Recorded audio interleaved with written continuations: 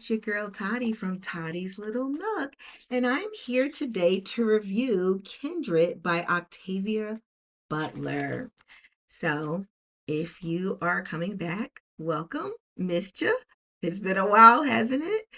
And if you are new, pull up a chair, get yourself a drink, and relax because this is a channel where I go through the 12 books that I'm reading this year, supposedly one a month, to kind of relax, settle down, enjoy myself, and take some self care. Because when I read a physical copy of a book, 12 that I'm reading, that gives me time to focus in and not out. So thank you for stopping by. So I'm going to get right into this book. First, I just want to say that the last video, you guys may have heard me talk a lot about whether I'm going to finish the channel or not. And that video was already running late. So this kind of ran into a scenario where I was reading this book and this book. So stay tuned. But right now, I'm going to talk about this, which was March's book. So guys, I'm just gonna have to be honest. This book broke me. Okay, this book broke me.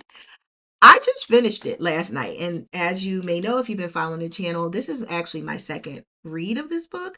When I first read it was probably in the early 2000s, which is why I thought that this book was from that time. It actually was published in 1979.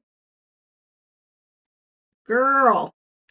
So, a little bit on that later, but I was shocked to find that out this time. It made sense. So I'm reading this much later in my life, and I truly am a believer that there are some books that find you. And I feel like this book found me. I do. I feel like Kindred found me back then and it found me now. I'm reading this as a more mature woman. I'm reading this in a political landscape in a world around us that at times can feel many things for many people. But for me, at times, it feels terrifying. So back when I first read that book, I was a sweet summer child, like most of us. And while it was still upsetting, but realistic, so to speak, um, it felt different. Just reading this book in this time, um, really took me to a place of deep reflection. And I allowed myself, despite doing this challenge of trying to read one book, one paperback book or hardback book a month, I allowed myself to read this throughout March, late March and April. So, um, just to warn you guys, there will be spoilers about Kindred, just mild spoilers. So if that bothers you, this is the place where you may want to kind of exit out of here or speed forward. So Kindred is about a woman named Adana Franklin or Edana Franklin. She's called Dana throughout most of the book. She is a burgeoning writer, and she is a burgeoning writer in 1976. Some miraculous or spectacular or even unexpected, events happen to her, which transport her back in time to 1815. Throughout, I want to say a good portion of the book, she's there by herself. She's the only one she knows from, that she knows from that time frame. I guess that's a good way to put it. But when there is a segment where her partner is involved as well, I'll just put it that way. So, throughout this book, you are discovering at the same time, real time, as Dana, why she's being called back into time and what her purpose is. So most of the book is spent as, understanding of who she is as a person, how she's connected to this time frame, and mostly largely helping you, the reader, to understand what life would be like for a slave. Yes, because Dana is a Black woman and she is transported back into a time in the United States where most Black people were enslaved. So the tropes in this book are historical fantasy, with the idea of combining the future of that time and the past. Also big on slave narrative. So just so you know, if that's triggering for you, you might want to read this book at another time. Not the next one, I want to say time travel. So that's what puts it in fantasy elements, and it does get into the time travel and why she's being brought back there. Also heavy on the fated connections or fatalism. So you'll see that in there. Say that there's like a tad bit of magic realism in there. Yep. So as far as love stories, you know we do love around here. We do romance. Ain't none. Ain't no romance up in here. This is a horror story. Horror. Okay? But there are people who are loving each other the best they can and sticking with one another as best as they can for as long as they can, despite the the tragedies of human connections that were torn apart through due to the slave trade. So you're going to get to see that. You're going to get to see Dana and her partner and how they connect. It is good. Okay. So let's get to my 3 for 3. 3 things I loved about this book and 3 things not so much. Number one, this book is spectacularly written. It is relatable. It feels the words that Miss Butler use pulls you right into that time, like you're living there. She doesn't ramble on, but she also doesn't, go quickly either. She uses the exact words to help you envision her, what Dana would look like, and the main character, and all the people around her. You get a very quick understanding of that time frame without it going on and on. And I just love that aspect of it. She is, in my mind, a genius, a literary genius, and a mother of, fantasy.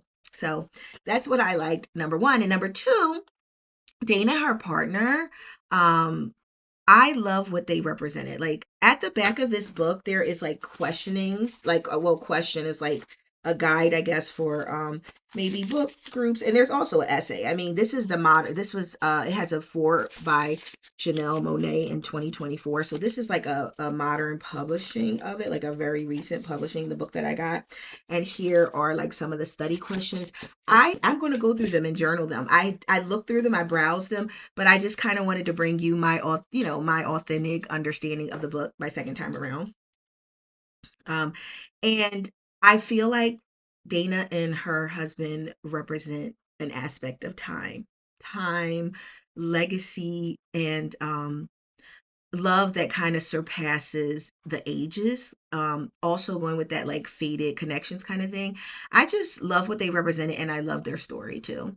The number 3 is I like the idea of freedom fighters or abolitionists being time travelers because it kind of represents the idea that in order for someone during that time to risk it all, so specifically the white freedom fighters or abolitionists as they would be called then, in order for them to risk their own status and safety for a cause that was not necessarily their own. I mean, we know spiritually it's everybody, it's all humanity, right? When there are crimes against humanity.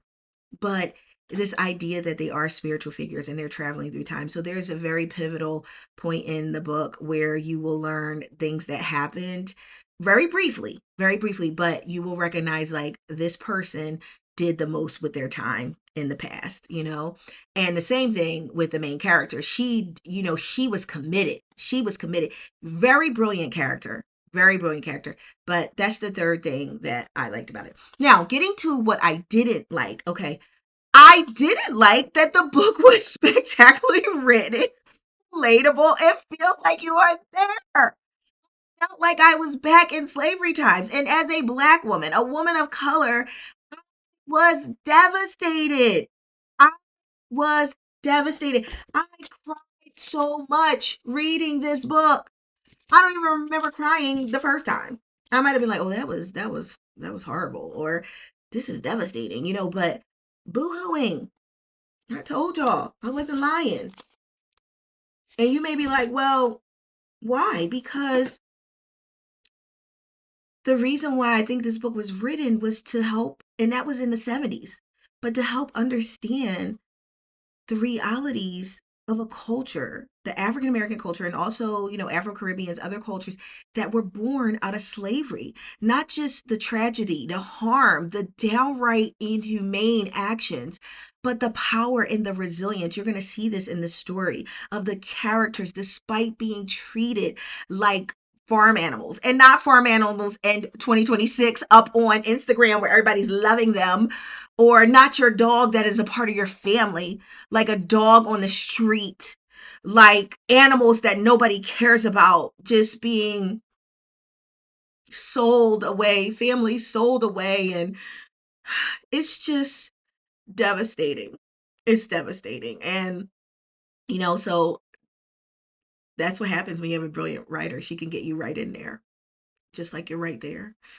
And for a person like me, being right there was not going to be glory. And I like to think that for anybody, it wouldn't be. Anybody who truly is empathetic and caring about others. Which brings me to number 2, the final plot twist. Not a fan. Didn't like it. It was needed, and I understand it, and I get it, and it's a part of the brilliance, and I still didn't like it.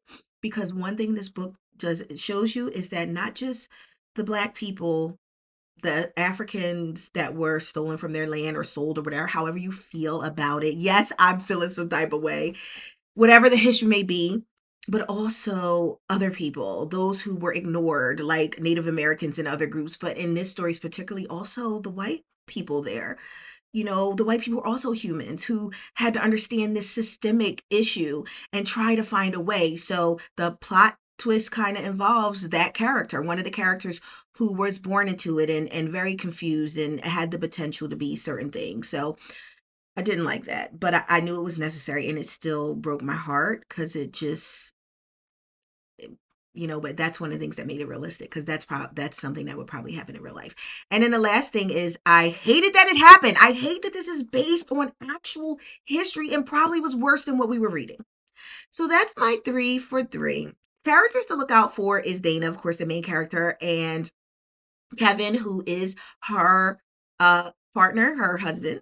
I guess that's another spoiler. Also, the slave owning family, the parents and the offspring, eventually down the line, both white and that unfortunately were born through rape. And also generational characters that connect Dana from the present to the past. A name I want you guys to look out for and pay attention to also is Alice. So, now it's time to talk about how I rate this book. Well, I give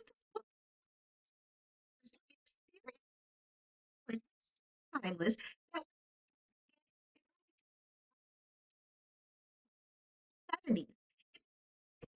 Just as impactful as it was back in the early 2000s, as I'm sure it was when it came out in the 70s. No matter the times, no matter what's going on, this book is relevant. Okay, so I'm going to encourage you to go ahead and pick up a copy of Kindred. Get your tissues ready. Get your, I don't know. It's everything, guys, and I recommend it. So I just want to say thank you for listening. Go ahead and read Kindred at your own risk, but I think it's necessary. And I'll talk to you again. Until next time.